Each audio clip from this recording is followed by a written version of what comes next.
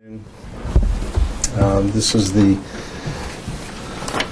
findings regarding the shooting incident that took place in July of this year in 4100 block of South Seneca involving Jared Wisapiti. I'm going to refer several times to this document. I'll tell you guys that we'll have this available for you. I'm going to do some final just double check for wordsmithing, make sure there's no typographical errors, and we'll have it emailed available to you later this afternoon. Before we go through the facts of the case, first of all, I want to give a little background information. I think it's been said several times, but I think it's worth repeating. The handling of this investigation was the culmination of conversations that began earlier last spring. I had asked for a meeting with area law enforcement in the region, including members of the Sheriff's Department from Reno County, Kingman, Sumner, Cowley, Butler, and Harvey County, and even had folks from Lyons County come down. And we talked about ways that we could enhance communication and interaction with one another to foster an environment where there was more cooperation and hopefully an enhanced ability to investigate cases among the various jurisdictions. Never did I believe at that initial conversation that never did I think it would culminate in this situation several months later.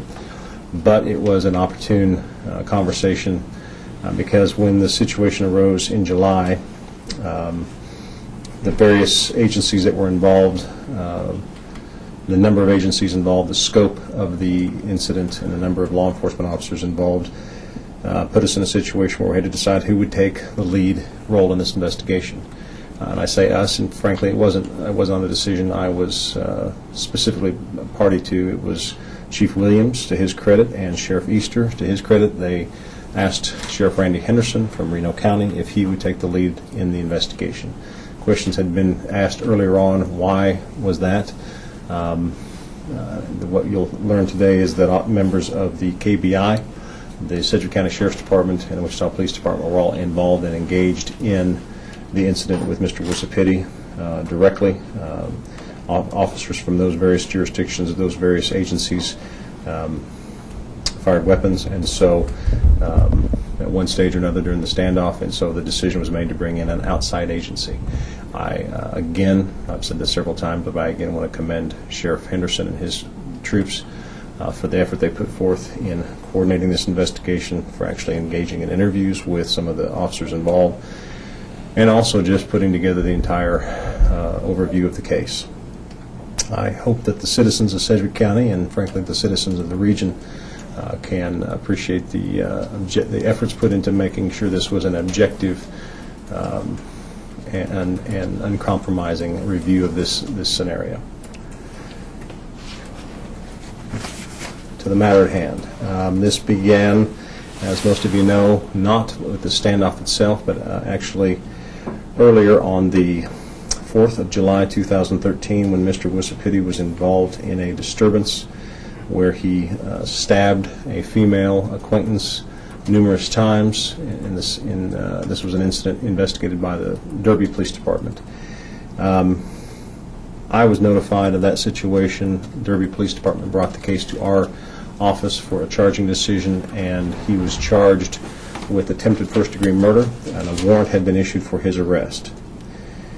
On the 5th of July 2013, Mr. Wisapiti was engaged in a chase with area law enforcement.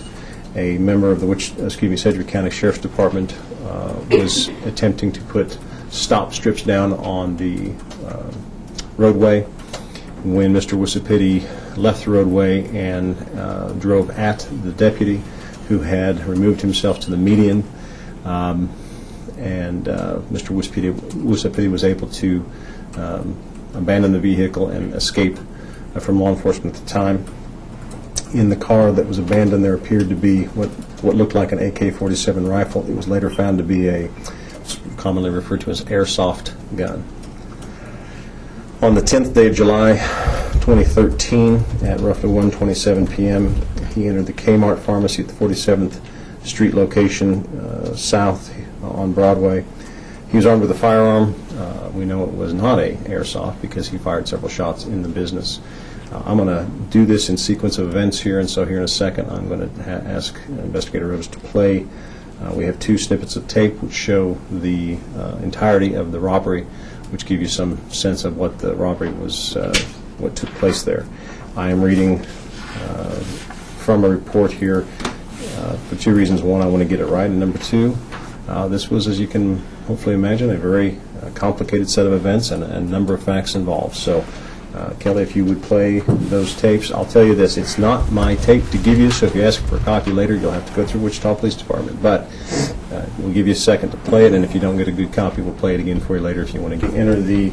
There he is in the black shirt, white, appears to be white sneakers on the upper left-hand corner of the video. It appears as though he waits for a moment for customers to leave, gives up the wait, and immediately goes behind the cashier, who's in blue, and enters into the pharmacy area. You will see him armed with a firearm, shooting the firearm into the ceiling and then over the head of the employees at the store. You will also see him leave with multiple bottles of pharmaceuticals, narcotics from the store. The second video will be of him leaving the store, and again you'll see him shooting his firearm indiscriminately back into the store toward customers and employees. There is no audio.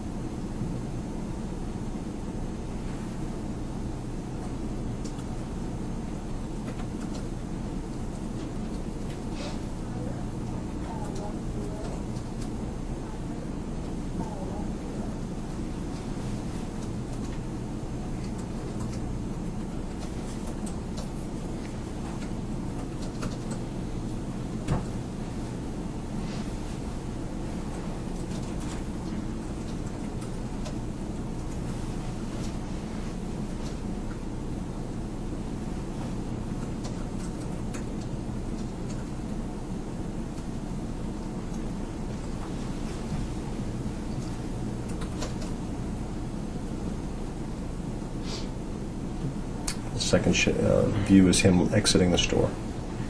We'll come on here in just a second.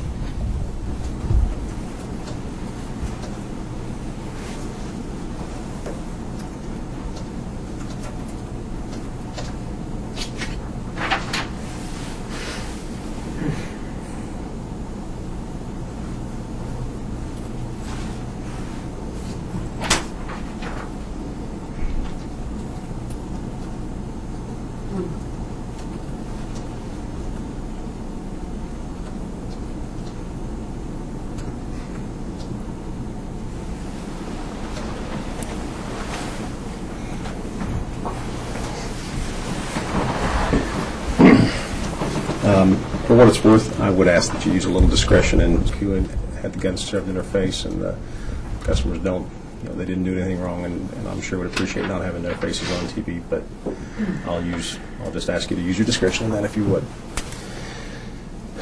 He left the Kmart, and he left in a vehicle.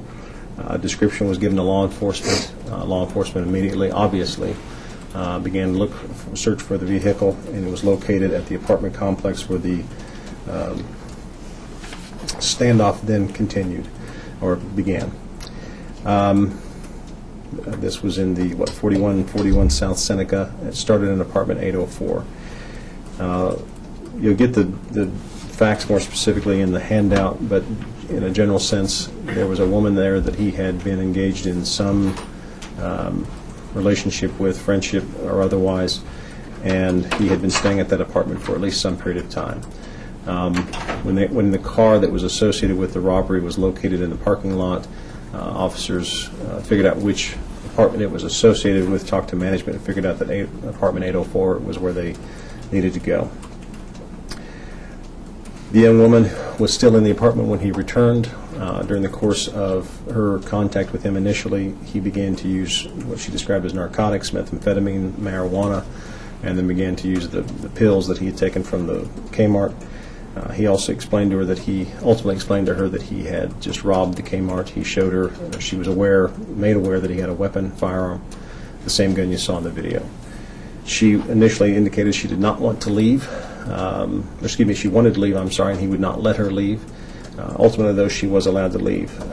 Officers by that time had arrived and had positioned themselves outside of the apartment. Initially that evening, Mr. Wusapiti talked about giving himself up. He had certain demands that he wanted certain types of food. He wanted to talk to his grandmother. Ultimately, the power had been turned off and his phone charge was going down. And when he asked to turn the electricity back on so he could charge his phone, and was told that wasn't going to happen, he got angry and discontinued the conversation initially.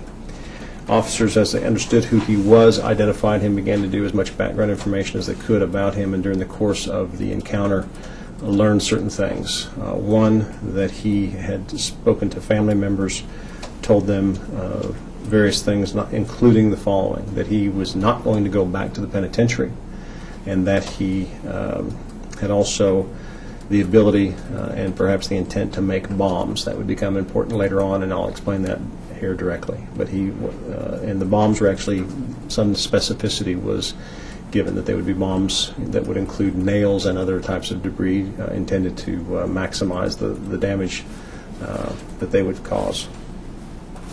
Should be noted that at this point, law enforcement immediately tried to begin negotiations with the young man. He was contacted by telephone. He made statements during this initial phase to the following specific comments. One, that he would go out in, quote, a blaze of glory, end quote. And number two, that you will see fireworks this evening. You will see fireworks tonight, maybe was the exact quote. Fireworks, though, being the operative word. Those two comments, coupled with the statements made to family members that he was either intending to or capable of, or words to that effect, about making bombs, certainly gave officers concern. Tear gas was inserted into the apartment, and in that first evening, Mr. Wusapiti, from inside of the apartment, fired 4 to 5 shots. One shot exited the building to the south and flew over the head of at least one of the officers who was outside of the apartment. He had covered the windows and had done his best to secret himself within the apartment outside of the ability of law enforcement to visually identify where he was, what he was doing inside. A decision was made to use what's called a shaped charge for what's also referred to as a controlled breach of the exterior wall, and that was placed on the south side of the apartment. It was done so that they could essentially knock down a piece of the wall so they could visually see where he was and what he was doing inside. When that took place, when that charge was set, again, Mr. Wusapiti began to fire 8 to 10 times in the direction of law enforcement, specifically aiming at where law enforcement officers would be. One of the shots struck the armored vehicle, which had been pulled up to the south side of the building, striking the windshield. Is Kelly left? Okay, we'll give that in just a second. We have a photo of the armored vehicle and the bullet strike on the windshield to show you. Actually, Gavin, can you pull up the slide? I'll just show you. Okay, this will help a little bit, I think, visualize what I'm explaining to you.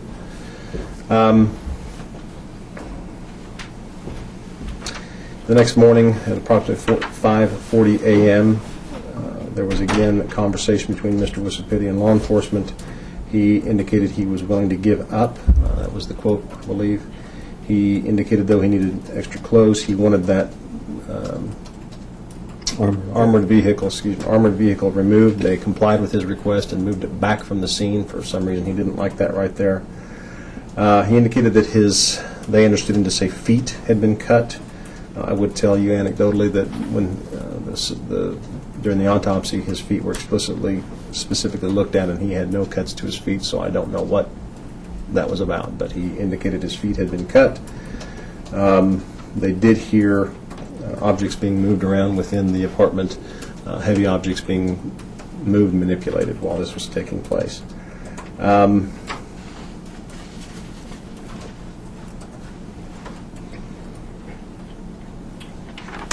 can tell you that again with the 2 times at that point when Mr. Wisapiti had shot his weapon, now between 10 and 15 times at this point in the direction of law enforcement. Up until that point, law enforcement had not returned fire a single time. The next event that took place would be essentially the 3rd engagement or the 3rd incident. They see movement in the apartment now that is to the west, apartment 803.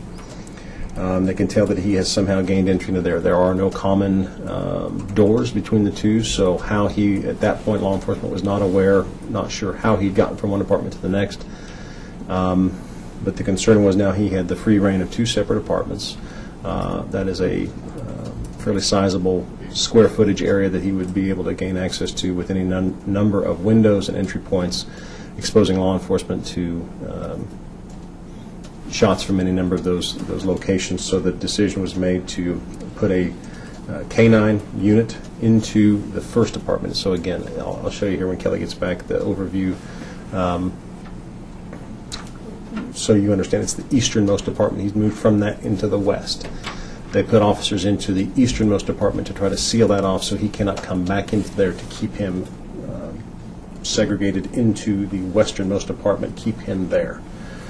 When the K-9 officer and 2 other officers go in with the dog, officers to the south on the ground and in the armored vehicle are able to look into apartment 803, and then from that they can see there's a hole now, a hole that he has kicked, ostensibly kicked from the easternmost apartment into the westernmost apartment through the drywall. From that vantage point, they can see the officers in the K-9 unit moving into the eastern apartment, and they cannot see him initially. He is somewhere back to the north in the interior of the apartment. At that point, they see him running with gun in hand, pistol in his hand, toward the hole that he has kicked now between the 2 apartments.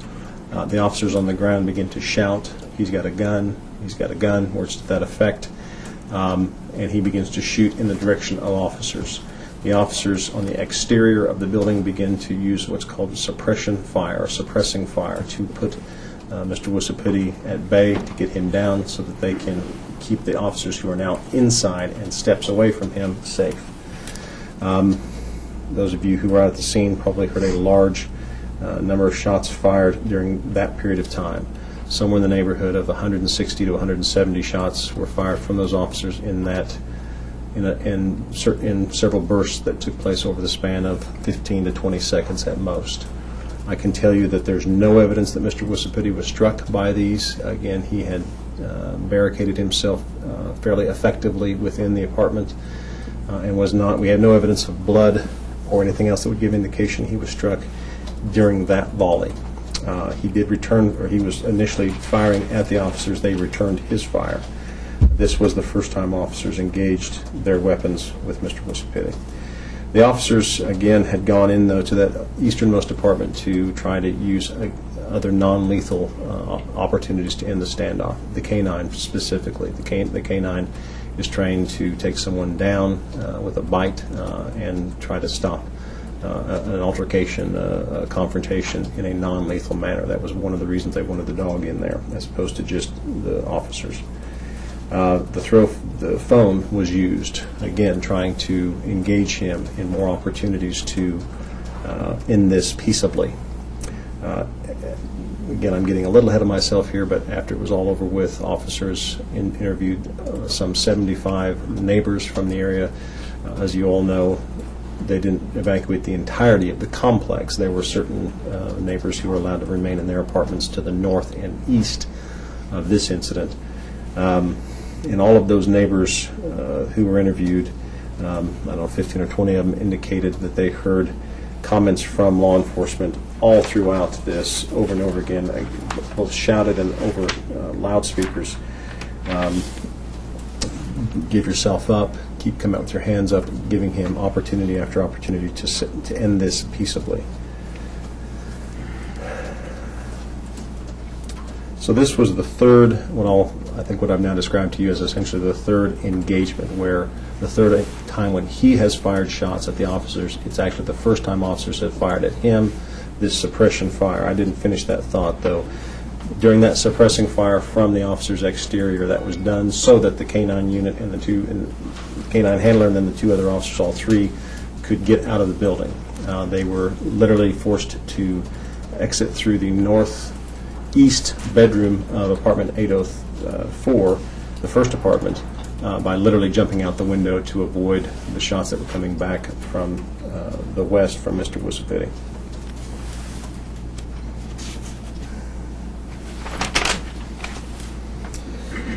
After that incident, initially there was a thought that Mr. Wissapitti had been shot. I think that may have even been articulated to media or over maybe perhaps a radio, and there were some initial reports that he may have been injured or killed. That was incorrect. Again, there's no evidence that he was struck during that third incident.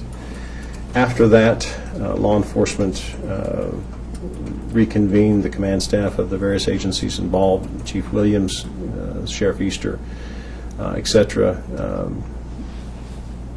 assessed the situation at hand, with temperatures rising, with fatigue setting in, and the number of officers on the line. They, as I understand it, there was a concern that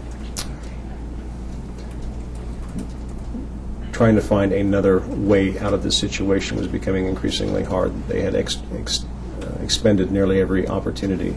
The water cannon, they had used what's called stinger balls. They are non-fatal charges that are sent into an area trying to subdue or cause someone to want to leave the area. They'd used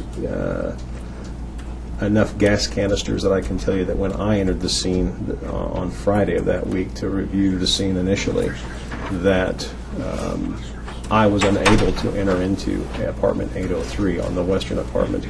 The caustic nature of the air was still profound. And that was after the windows had been knocked out and air had been flowing through them. That it was a large number of gas canisters had been unsuccessfully deployed. I say they were successfully deployed, but they were unsuccessful in getting him to extricate himself. They also had the concerns that from the intelligence from the family members that he had the ability to make bombs and perhaps the intent. He made the statements about the blaze of glory. You're going to see fireworks. And he'd also said to one officer he'd said it loud enough that an officer that second night had heard him say, "Just come in and do what you're going to do," words to that effect. The officers, at that point, the command staff made the decision that they were going to try to take another step. They needed to get him out of that apartment where he was. They couldn't send people in because of fear of explosions, explosives. So there was a decision made to use, again, these controlled explosive devices. The idea was going to be they were going to put them in the floor below where he was at, set them. The floor would hopefully blow, drop him to the ground below where a SWAT team would be waiting to take him, hopefully in a non-lethal way, so that they could take him without further incident.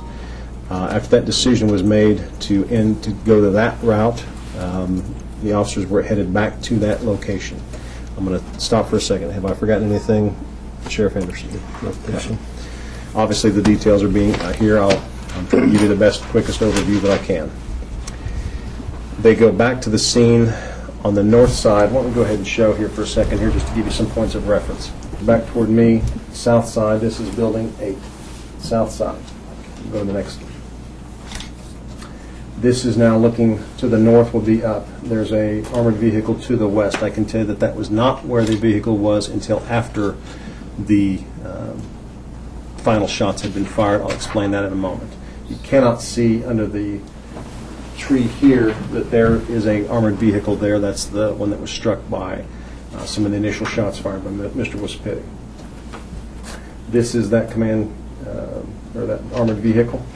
The second story is where Mr. Wissapitti had put himself. Yeah. That's the, you can see the driver's seat inside of the car, passenger side to the left. That's the strike point from the bullet that struck the windshield where the driver was seated, fired by Mr. Wisapiti out to the south where the armored vehicle was located. Interior of the basic floor plan of apartment 803, this is where the standoff finished. What I'm about to begin to tell you is this is the north wall of that apartment, west wall here. He is in the northwest bedroom. This window here has been knocked out, cleared by the armored vehicle, and so there's a fairly sizable hole there. It's one that all of you saw after the fact. Several pictures, I think, made it into the various media coverage. From that vantage point, officers saw Mr. Wisapiti approach that area. He did not get up to the hole itself and make any effort to jump out, but he could be seen in that window. Officers began to verbally engage Mr. Wisapiti, telling him to show them his hands, to give himself up, etc. He stayed initially in that area of the northwest bedroom, but he was not responding to the direct commands. He kept his hands up for a minute, then he'd put them down. He'd show one hand, then he wouldn't show his hands. The officers are yelling, obviously, at him to respond. He does not. At one point, the officers report later that he turned and began in a quick motion and down to head back to what would have been the south area of that bedroom, and he I should point it out too, there was a lot of debris on the ground, so it was hard to see what was at his feet or what was accessible. As he makes that movement and turns back as if to run back toward the interior of the building, that's when the officers fired, essentially simultaneously, and Mr. Wisapiti was struck 2 times. There was a through-and-through wound to his upper torso. That was the fatal shot, and then there was another wound that went into his body. There was a third round that I think entered and exited through a leg. We don't know for sure that wound was suffered in that same situation or if it was earlier, but again, there's no indication it was from an earlier time. When Mr. Wisapiti was shot this final and fatal time, officers were able to at least see where he landed. He was still deep into the interior of the apartment, and rather than send officers in to extricate his body, there remained the concern that he had either booby-trapped himself or had set bombs within the interior of the apartment. And so, while the officers did not get the chance initially to set the charges below his body to drop him and hopefully arrest him without further incident, he engaged them before they got the chance, frankly. However, they still had that plan in place, and they still had the concerns about the explosives. So the decision was made to go ahead and set those controlled charges in the floor below, trying to drop him down and ostensibly away from the threat of bombs that may still have remained in the floor of the apartment 803. Those charges were set. His body did drop down to an extent, but not completely. Again, though, rather than send in officers trying to remove him finally, the fear remained that the bombs would be there. So another charge was set on the west side of the building to the lake side. That's where you saw that armored vehicle in the final photograph from the aerial view. The armored vehicle went around I think it was noted in several new media reports that in the autopsy there was a reference to a tow rope or some sort of a cord being wrapped around Mr. Wisapiti's ankle. At the time, his body was recovered by the Forensic Science Center for autopsy. And the reason for that was that they used a tow rope, put it around his ankle, and pulled his body out with with the armored vehicle to remove him from there so that they could ensure that no bombs would be set. That explains, hopefully, why that cord was there, at least because it was obviously something that drew the attention of the media. I can tell you that the officers who engaged in the final interaction with Mr. Wisapiti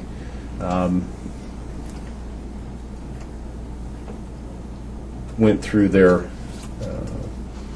protocol, and I guess I would also point out that after 30-some-odd hours, at least 2 or 3 opportunities for Mr. Wusapiti to remove himself peaceably from this situation, each of which was denied by him. The officers exercised, frankly, some restraint in not shooting initially until he turned and began to run back into the apartment. They went through their protocol and before the shots were fired, and the final shots were fired that ended this standoff. I would point back to the comments, the repeated comments from the neighbors who heard time after time, even after the final shooting, officers yelling commands to Mr. Wusapiti to give up, telling him how to do so, giving him opportunities to end this without his life having to be taken. The final assessment for me now is to determine whether or not the shots that were fired that ended his life give rise to any charges, or whether or not this was a justifiable shooting. I can tell you that, again, as I state when I do these, the consideration that has to be made is whether or not there's probable cause to believe, and ultimately beyond a reasonable doubt, can I show that the behavior engaged in by law enforcement in this situation was not reasonable. Not only have to prove that what they did, but I'd have to prove that they engaged in behavior that was beyond a reasonable doubt not reasonable under the circumstances. And there's no question in this situation. This is not a close call. Mr. Wusapiti, for reasons known only to him, made decisions that really did not begin there at the apartment, but began several days before, on July 4th. He engaged in a extremely violent altercation with a young woman where he nearly took her life. For that alone, he would have faced attempted murder charges, which would have carried, for someone with no criminal history, and which would not have been Mr. Wusapiti, but with someone with no criminal history, would have carried 12-plus years in the penitentiary. He then engaged in a situation with the sheriff's deputy where he attempted to run over the sheriff's deputy.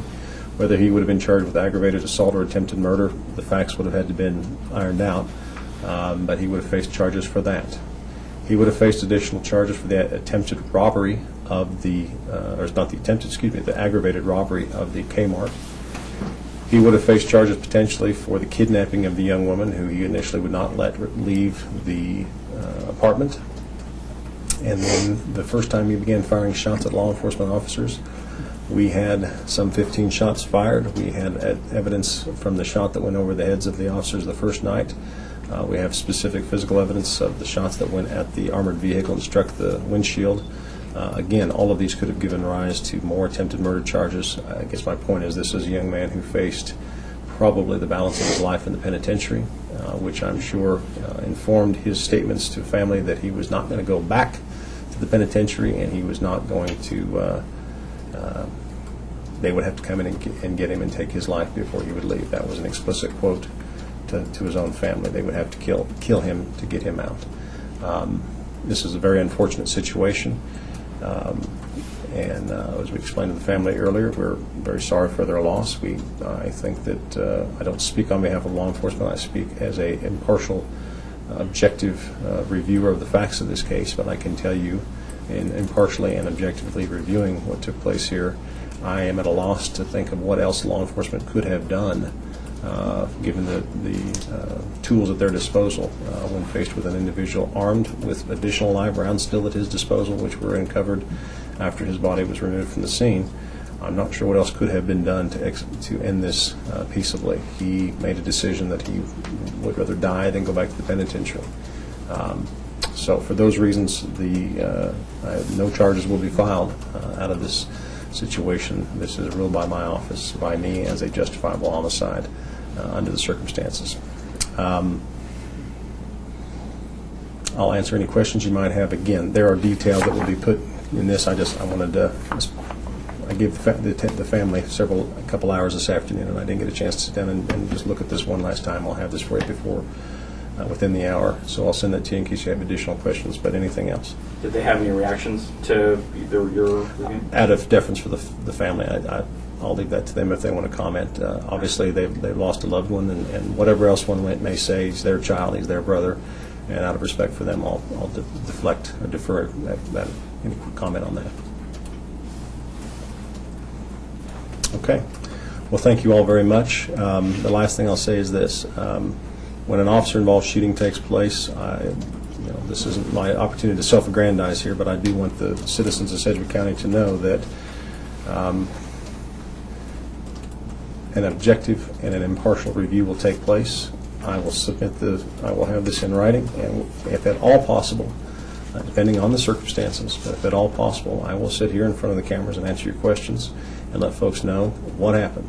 Perception matters, and the handling of these most unfortunate situations, citizens need to know that they are given the utmost priority and handled in the utmost professional manner. The final thing I'll say, since it's my last opportunity, is I would again thank Sheriff Henderson and his staff for the effort put forth here. This was the first opportunity for something like this, to bring in an outside agency.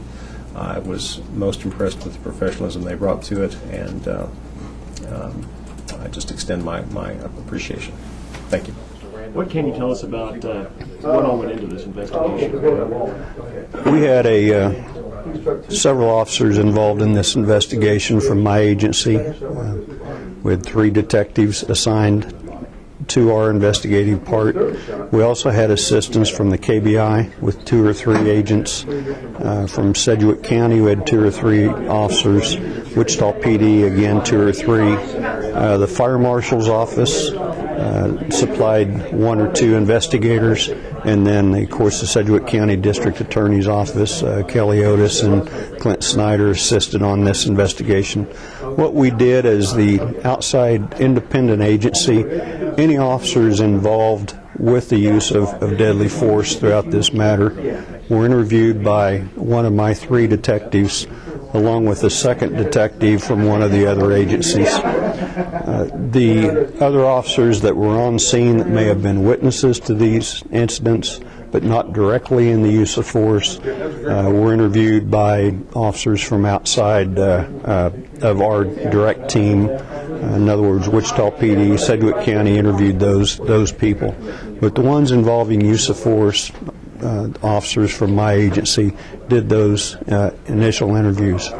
We conducted interviews of 80 officers within the first couple weeks that were at the scene. 20 to 30 other officers that had been involved in the situation, whether it's crime scene analysts or something of that nature, did their own reports. We also, our teams interviewed 75 neighbors around the apartment complex. And this all, we're still getting a couple reports in that won't change the outcome of this, but just so we have all the reports completed, we will have roughly 3,000 pages of reports. The notebooks are on that desk behind you if you want to get a picture of those. But there's quite an extensive amount of reports from this incident, of course. Do you know about how many manpower hours that took for your... Let me explain this first, because I probably had more involvement in this than I will ever have again. With this new project that Mr. Bennett wants to take on with having an independent agency come in and do the investigations, I wanted to see what that would entail. When we had the meeting in May, I thought if we're ever called in, I want to be heavily involved in the situation, so I see what it entails, how many man hours it might take if I'm going to commit our agency to this. Of course, we didn't know this type of incident was going to happen, so when I was requested by Chief Williams and Sheriff Easter to head up this investigation, again, I stayed involved because I wanted to see what it entailed before I got our officers committed to things. So I probably won't be this involved anymore after this situation, but I know I had about 300 hours just in reading reports, and that's outside of the hours that the investigators did during the interviews. So, and you know, you can imagine if that was a salaried employee paying him $50, $55 an hour overtime for 300 hours of reading reports, my agency couldn't have taken that big a hit. But that law enforcement is a true brotherhood. We don't ask for any compensation for this. We have memorandums of understanding with other agencies. I had one question only from one of my commissioners about compensation for this, and I said we don't do that because next week they may be in our jurisdiction doing the same thing for us. Again, it's a brotherhood, but it was a very good independent investigation. We were thorough in it. I can tell you that the officers that were involved were very professional, not only at the scene, but also in their interviews. And makes me very proud to be a part of this. Are there any other takeaways from this investigation that you guys can apply towards the future or anything like that? Oh, sure. There's things that we will be reviewing. We met with the teams, some of the teams this morning, and we will get with everybody. If we do not learn from things like this, we're doing an injustice. We have got to learn from what happened over 30 hours of that standoff as well. If we don't, we're derelict in our duties.